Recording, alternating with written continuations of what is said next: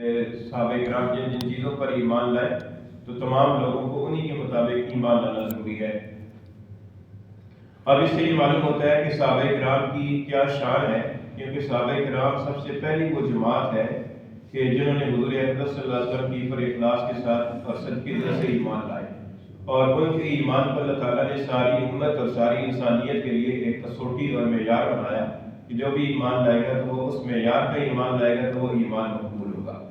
اسی سے یہ معلوم ہوتا ہے کہ جو لوگ صحابہ کرام کے ایمان کے بارے میں شک کرتے ہیں اور صحابہ کرام کے اوپر عیاذ باللہ منافق ہونے کا الزام لگاتے ہیں یا صحابہ کرام کے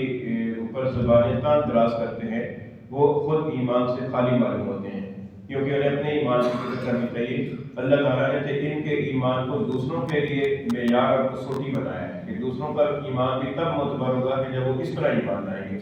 اور یہ ایسا کر رہے ہیں کہ یہ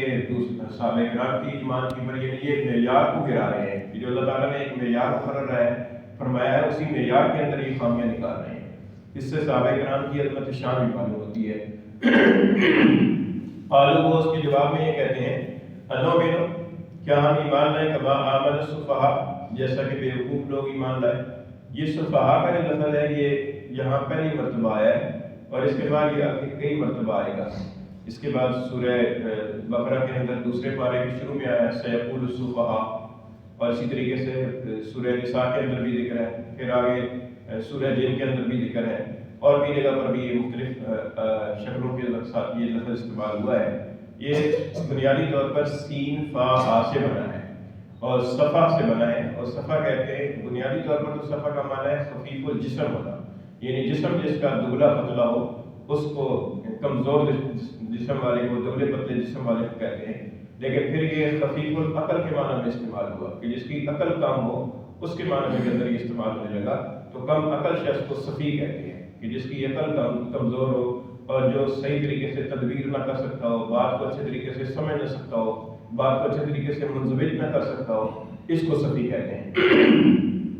پھر صفی یہ دنیاوی معاملات کے اندر بھی ہوتا ہے اور اخروی معاملات کے اندر بھی، یعنی بیوقوفی کبھی دنیاوی معاملات میں ہوتا ہے، کبھی اخروی معاملات کے اندر بیوقوفی ہوتی ہے۔ دنیاوی معاملات کے اندر جو کم عقل اور نادان ہوتے ہیں، اس کے بارے میں سورہ نساء کے اندر اللہ تعالیٰ کا ارشاد ہے وَلَا تُؤْتُوا السُّفَهَاءَ أَمْوَالَكُمْ کہ اپنے مال نادانوں کو نہ دو، یعنی جو بچے ابھی نادان ہیں اور مال دینے سے وہ مال کو ضائع کر دیں گے، ایسے نادان بچوں کے حوالے مال نہ کرو کیونکہ وہ اپنے مال کو ضائع کر دیں گے۔ تو یہاں پر دنیاوی معاملے کے اعتبار سے اس صفحہ کا لفظ استعمال ہے، اور اخروی معاملات کے اندر بھی صفحہ کم عقلی ہوتی ہے کہ کوئی آدمی دنیا کے اعتبار سے تو بہت ہوشیار ہے، دنیاوی کاموں کے اندر تو بڑا عقل مند سمجھا جاتا ہے، لیکن اخروی معاملات کے اندر بہت بیوقوف ہے اور اخروی معاملات کے اندر بہت پیچھے ہے، تو اس کے اعتبار سے بھی استعمال ہوتا ہے۔ جیسا کہ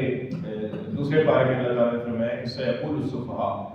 قریب بیوقوف لوگ کہیں گے ما اللہ عن قبلتہم التی کانوا علیہا کہ جس قبلے کی طرف یہ پہلے منہ کر کے نمازیں پڑھ رہے تھے اس قبلے سے ان کو کس نے پھیر دیا۔ تو یہ بیوقوفی ہے کہ اللہ تعالیٰ کے حکم کے بارے میں خامی نکالنا، تو یہ اللہ تعالیٰ نے فرمایا کہ یہ اخروی معاملات کے اندر بیوقوفی ہے۔ تو یہ فرمایا کہ یہ کہتے ہیں کہ کیا ہم اس طرح ایمان لائیں جس طرح بیوقوف لوگ ایمان لائیں۔ تو صحابہ کرام کے بارے میں جو مخلصانہ طریقے سے ایمان لائے تھے ان کے بارے میں ان کی سوچ یہ تھی کہ یاد باللہ وہ بیوقوف ہیں یا کم عقل ہیں، کیونکہ ایمان لا کر اپنے دور کے لوگوں کو اپنا مخالف بنا لیا اور اپنے گھر کو، وطن کو چھوڑ کر، مکہ کو، اپنی زمینوں کو چھوڑ کر، اپنے کاروبار کو چھوڑ کر یہاں پر آ گئے، اور جو ہے نا وہ اپنے جو دنیاوی نقصان اور تکلیفیں ہیں ان کو برداشت کر رہے ہیں۔ یہ تو ایک بیوقوفی ہے، اسی بات کی پر رہتے، اسی بات پر قائم رہتے تو یہ انہیں مشقتیں نہ اٹھانی پڑتی، تو وہ اس وجہ سے ان کو بیوقوف کہہ رہے تھے۔ اللہ تعالیٰ نے صحابہ کرام کی طرف سے جواب ارشاد فرمایا کہ صحابہ کرام کی اللہ تعالیٰ نے صحابہ کرام کا دفاع کیا اور فرمایا کہ الا خبردار انہم هم السفہاء بے شک وہی بیوقوف ہیں، یعنی وہی بیوقوف ہیں کہ جو صحابہ کرام کو اور جو مخلصانہ ایمان رکھنے والوں کو بیوقوف قرار دے ہیں، حقیقت میں وہ بیوقوف ہیں۔ وہ کیوں بیوقوف ہیں؟ وہ اس لیے بیوقوف ہے کہ وہ دنیا کی فانی لذتوں اور فانی مفاد اور عارضی فائدے کو لے کر آخرت کے دائمی عذاب کو لے رہے ہیں، اور آخرت کی دائمی جو نفع اور لذتیں ہیں ان کو چھوڑ رہے ہیں، کیونکہ دنیا کی لذتیں جتنی بھی زیادہ ہو جائیں، دنیا کا مال و دولت جتنا بھی زیادہ ہو جائے، اور انسان چاہے جتنی لمبی عمر کا بھی ہو جائے، لیکن بالآخر یہ دنیا ادھر ہی رہ جائے گی اور انسان کو جانا پڑے گا، اور آخرت کی جو چیزیں ہیں وہ ہمیشہ ہمیشہ کے لیے باقی رہنے والی ہیں۔ تو آخرت کی باقی رہنے والی نعمتوں کو چھوڑ کر دنیا کے عارضی فائدے کو لے کر اپنے اندر تضاد پیدا کر دیا اور دل سے ایمان نہیں لائے، اور اوپر سے ایمان کا اظہار کر رہے ہیں، مسلمانوں سے بھی فائدہ اٹھانا چاہتے ہیں، کافروں سے بھی فائدہ اٹھانا چاہتے ہیں، اور اپنی آخرت کو برباد کر رہے ہیں، تو حقیقت میں تو یہ بیوقوف ہے، کیونکہ عقل کا کام ہوتا ہے انجام بینی، یعنی انجام کی پر نظر رکھے۔ یہ عقل آدمی کو تعلیم دیتی ہے، آدمی عقل سے کام ہے تو انجام کی پر نظر رکھتا ہے کہ انجام کیا ہوگا، اور یہ اپنے انجام سے واقف ہے، تو حقیقت میں یہ بیوقوف ہے۔ وَلَٰكِن لَا يَعْلَمُونَ، لیکن جانتے ہیں، لیکن اس بات کا علم نہیں ہے کہ ہمارے سے بیوقوفی یا حماقت ہو رہی ہے۔